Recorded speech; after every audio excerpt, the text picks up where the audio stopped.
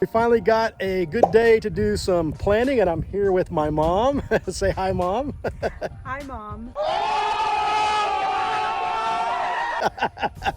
And so we're going to go and plant some things that we have already mapped out, and I'm going to show you what that looks like, and we're going to see what we can get done today. So let's go check it out.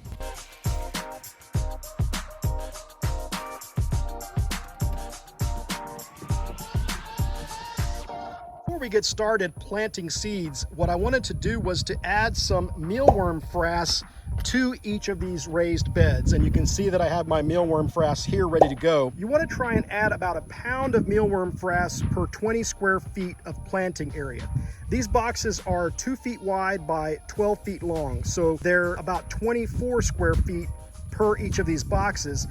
So it's a little more than a pound of frass per each box, but just, you know, to be kind of safe, I'm gonna try and just use a pound for each one. And I've already measured that out. So it's about 4 of these cups is a pound, and I'm gonna just sprinkle that over the bed, and then we're gonna mix it in really well with the tiller, and then we'll be ready to start planting seeds.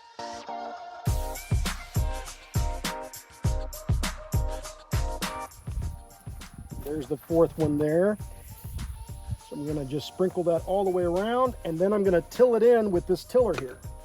Just gently, just kind of work it into the soil.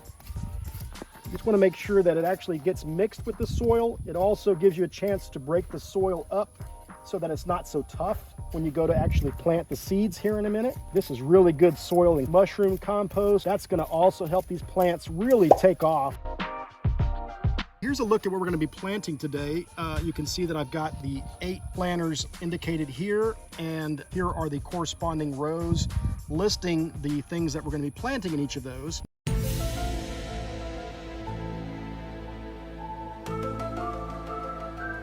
Now, some of these are highlighted in yellow. You'll see that. Those are things that I'm not actually going to be planting today because it's still a little bit early for those in the season. I'll probably plant those a little bit later this fall. We tried to come up with a plan so that we don't have vegetables competing with each other. So just an easy example here would be tomatoes and basil. Tomatoes and basil are known to be great companion vegetables and herbs because the basil will protect the roots of the tomato plant from nematodes, and that'll help your tomatoes grow nice and strong so they're not trying to protect themselves from invaders, and they can focus on putting out really nice fruit. All right, so basically I'm just leveling the soil. It's already been nicely tilled. So just kind of leveling so that we know where we're going to plant our seeds.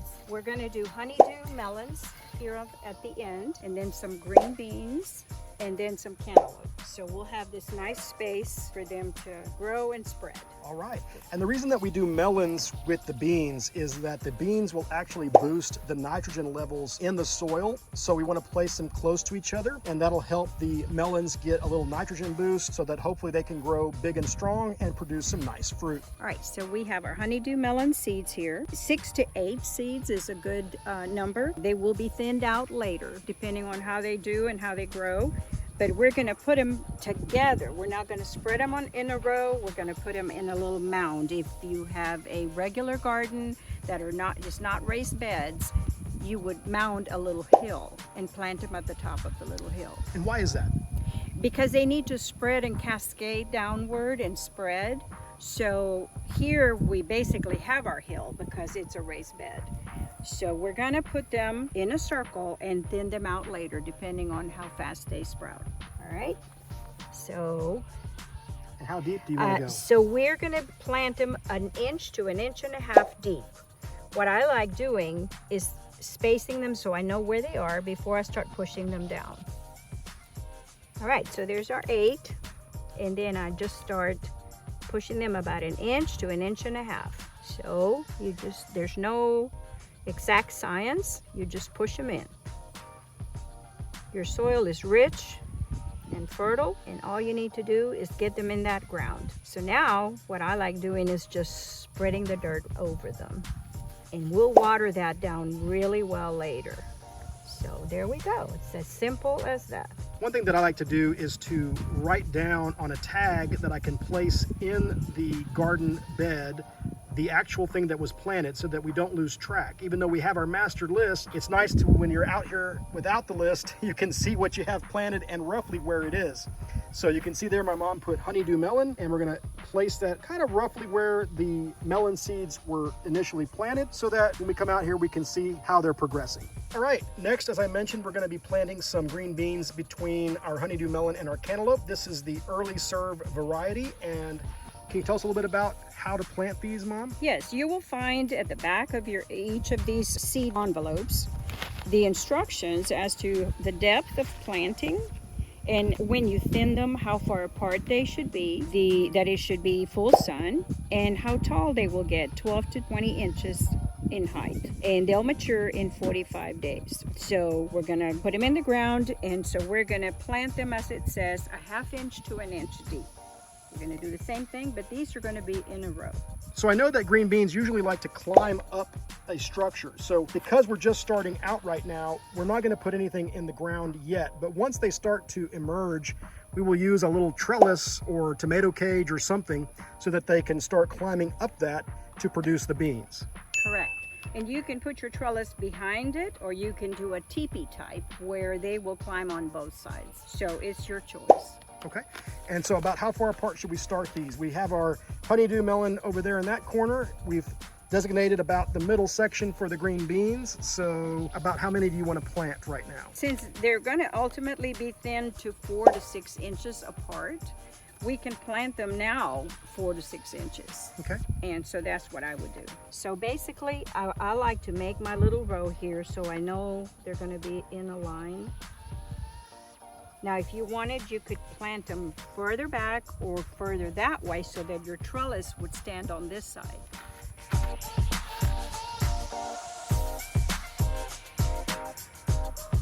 So I would say that's about 4 inches apart. Now these are store-bought seeds obviously in these packets, but a lot of gardeners will take seeds from the plants that they grow each season and they will set some aside so that they can grow new plants from those seeds in subsequent seasons. So that's another way to keep track of things that you like.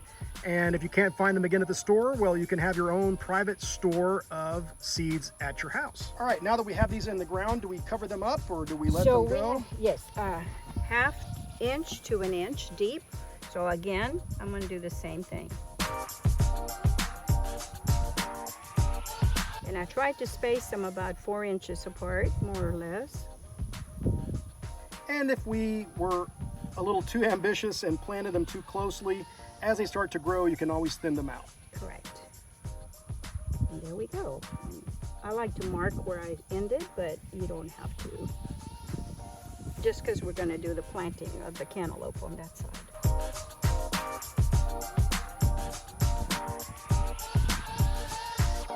And then finally, we're gonna plant some cantaloupe in this last section of the box. And as Mom said, the cantaloupe, you wanna put about, what, 6 to 8 seeds in a little circle, and we'll thin it out later. So we'll go ahead and plant those here.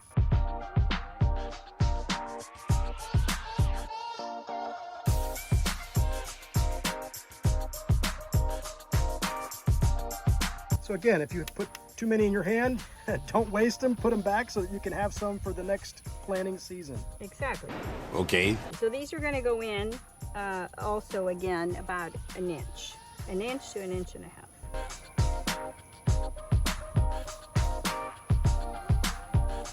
So there you have it. We have one of the 8 raised planter beds done.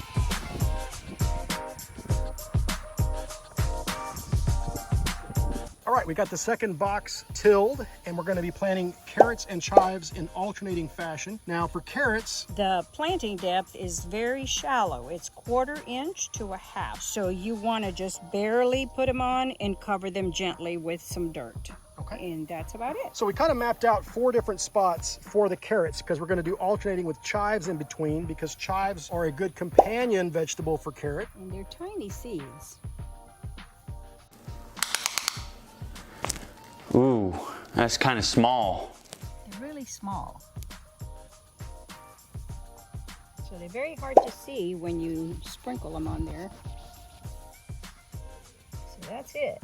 And then we just kind of spread sprinkle some soil on them, basically, 1/4 inch more or less. So. We'll water these in a little bit once we're done. Even though I've got drip irrigation, we'll put a nice dousing of water over top. Before we go too far, I'm gonna go ahead and start labeling these over here so we don't forget where they're at. Yes. So let me go ahead and do that while Mom finishes up putting in more carrots. One pro tip when you are buying seeds from the store, and I've noticed this in the past, whenever you get the seeds, a lot of times they will have the name at the top, as you can see, and the variety at the top. So when you're opening these packets, don't rip the top off, because a lot of times you'll forget what the variety is that you put in the ground. So I like to make sure to do that kind of gently so that you can keep the name intact. All right, so as I said, we're gonna plant some chives in between, some chives there and some chives there. Now these say that they should be planted, again, 1/4 inch depth, so similar to the carrot seeds. And you should thin them to 4 to 6 inches after they start to grow, and that they should take 10 to 14 days to germinate. All right.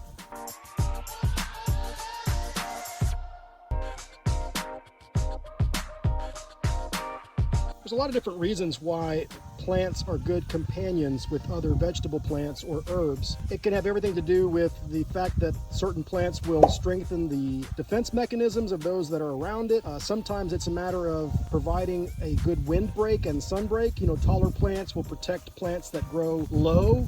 It can also have to do with how they optimize the nutrients in the soil. There's just a lot of different reasons why certain plants are good companions with others, and there's a lot of resources on the web that provide a lot of information about which plants are good to have next to each other, and also which plants you should avoid planting next to each other so that you don't have them competing for resources or for other reasons. So it's a good idea to look that up, and whenever you are going to plant something in your garden, that you do a little research first so that you don't wonder later why your plants aren't thriving. And I'll put some links in the video description below telling you about why I chose what I chose so that you can see, you know, what went into my decision-making process.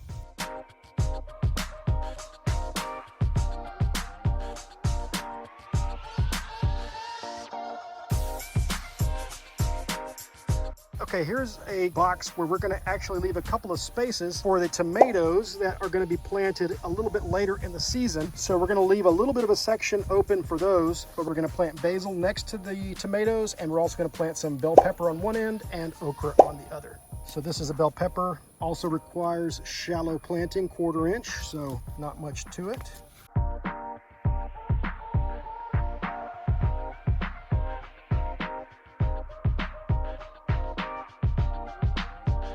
How deep does basil need to be? Very shallow as well. All your herbs pretty much, they don't go too deep. And this is basil that I actually harvested a couple of years ago from one of the basil plants that I grew out here, and I kept a lot of the seeds. So let's see if those come out again this year. Hopefully so. And then have our okra at the very end. So here's our okra. There's the seeds, and they are to be planted at 1/2 inch. And they're going to be spaced because they grow pretty big. They're going to be spaced later.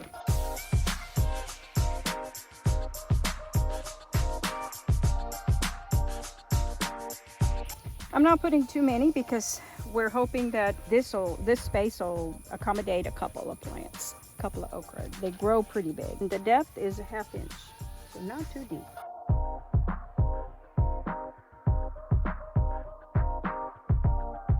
So we've got 4 of the boxes planted so far. We're gonna see if we can finish the other 4 tonight before it gets too dark.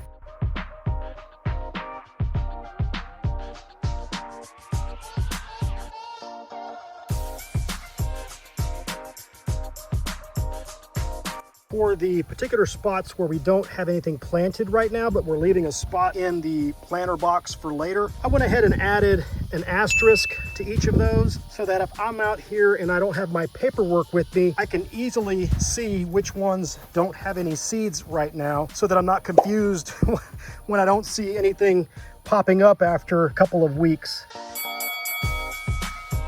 All right, we're down to the final box here. I'm gonna leave the asparagus where it is. So what I'm gonna do is just dig a little spot here for the peppermint, and then I will dig on the other side of the asparagus for the remainder of the herbs that are going in this row. And that is going to be cumin, dill, and fennel.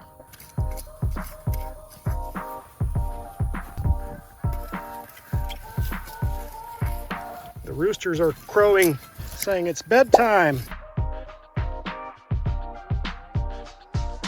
This mealworm frass is so good for protecting these plants. It's one of the best things you can put in the soil. It's better than earthworm castings because it has chitin, which earthworm castings do not have. And as I said, that chitin gives the plants extra protection. It sounds the alarm internally so that they strengthen their cell walls, which is great. This is some of that mushroom compost that was mixed in with the soil. You can see how dark and rich it is. Mushroom compost is also a really good additive if you can find it where you're at. I would highly recommend putting some in the soil for your garden. It's just great stuff. Look at that. Now, fennel is one of those that is a great aromatic. It is really good with a lot of dishes. A lot of Italian dishes use it, but fennel does not play nice with other herbs and vegetables. So the only one that it plays nice with is dill. So I put it next to the dill. Now, these herbs are not just good for cooking, they're also great for attracting insects. And in particular, dill is known for attracting swallowtail butterflies. And you will see their caterpillars on the dill as it starts to grow. They're really interesting caterpillars. And if I get any this year, I'll do a video showing you a little bit more about that. But they're great for attracting those swallowtails, and they're really nice to have around your property whenever you are gardening. They're just really beautiful animals. This is dill seed from a dill plant that I grew a couple of seasons ago. So we've got plenty of it. We're going to plant it pretty lightly. Again, herbs don't go really deep in the ground. And last but not least is fennel. We'll get that in. And that should also be 1/4 inch depth.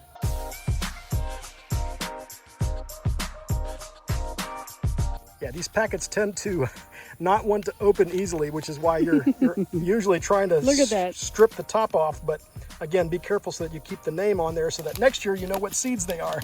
I'm sure there's a trick to this. I've never figured it out, but If one of you gardeners out there has a quick tip for me on how to get these things open easily, let me know. look at this. This is a fun joke.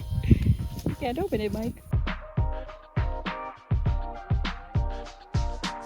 There. Fennel was being difficult. difficult, and that's why nobody likes fennel, huh? That's why no one likes fennel, because I love fennel, by the way.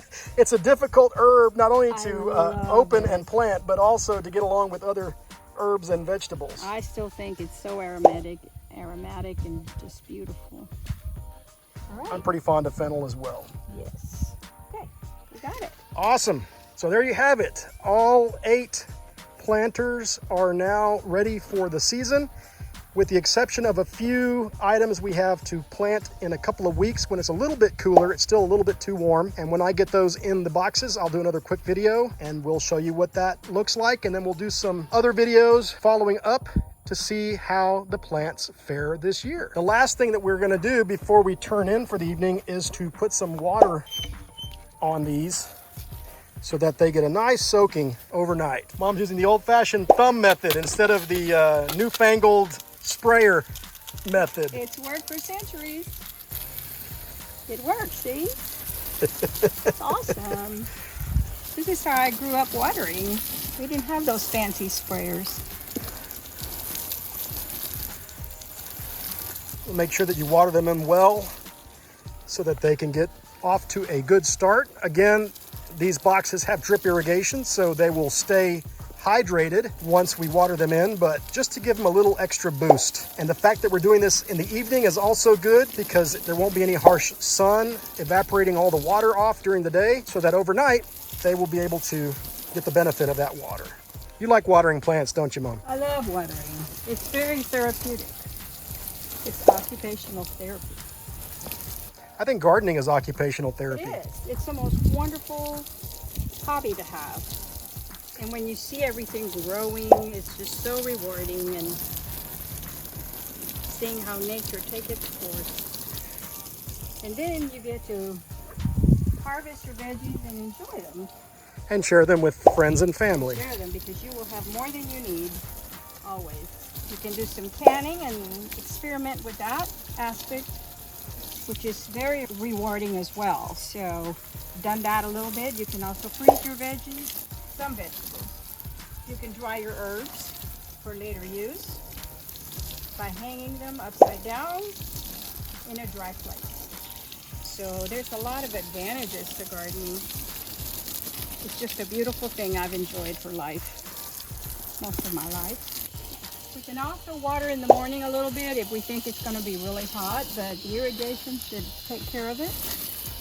We're giving it a boost. And you're a big fan of mushroom compost too, aren't you? I am. That is the best fertilizer ever. You cannot buy a granulated fertilizer that will do you service like, you know, the organic. And in particular, mushroom compost. Yes. All right, we're done. We can turn it off now. Thank you, Mom. You're welcome. Enjoy. All right, as you can see, the light is fading, but we completed the task that we set out for ourselves, which I'm really happy with. And thank you so much, Mom, for your help. I really appreciate it. So looking forward to watching these plants grow. As I mentioned, there's still a couple that I need to put in the soil in the next couple of weeks, and I'll do an updated video when I go around and do that. And then we'll just continue to monitor this garden and see how it grows over the next few weeks. And as I have more to show you, I will make some additional videos. So thanks so much for watching. If you enjoyed this video, please go smash that like button and consider subscribing to my YouTube channel. And until next time, take care. Good night. Love you, Mom. Love you, Mike. If you enjoyed this video, please give a thumbs up below. You can also check out one of my other videos here and stay up to date by subscribing to my YouTube channel right here. Until next time, I'll see you on the ranch.